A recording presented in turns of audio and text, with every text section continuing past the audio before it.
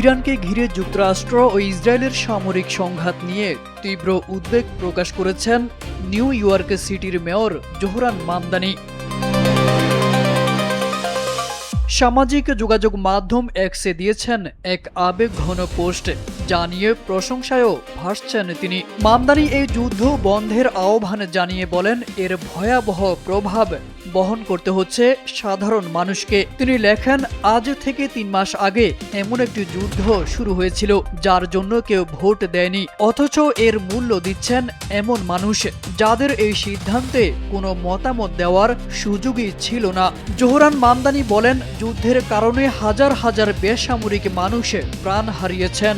জীবন অবাক না করলে কে করবে? 28% মিল্ক ফ্যাটের অবাক করার সাথে ফ্রেশ মিল্ক পাউডার। জীবন অবাক করুক প্রতিদিন। একই সঙ্গে 13 জন মার্কিন সেনা সদস্য নিহত হওয়ার কথাও উল্লেখ করেন তিনি। মামদানির ভাষায়, তারা আর কখনো তাদের পরিবারের কাছে ফিরতে পারবেন না।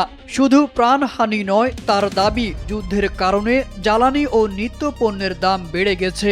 আর কংগ্রেসের কোনো ভোট ছাড়াই শুরু হওয়া এই সংঘাত যুক্তরাষ্ট্রের বাজেটের উপরও বাড়তি চাপ তৈরি করেছে। মামদানি বলেন, ইরান যুদ্ধ অবশ্যই বন্ধ করতে হবে।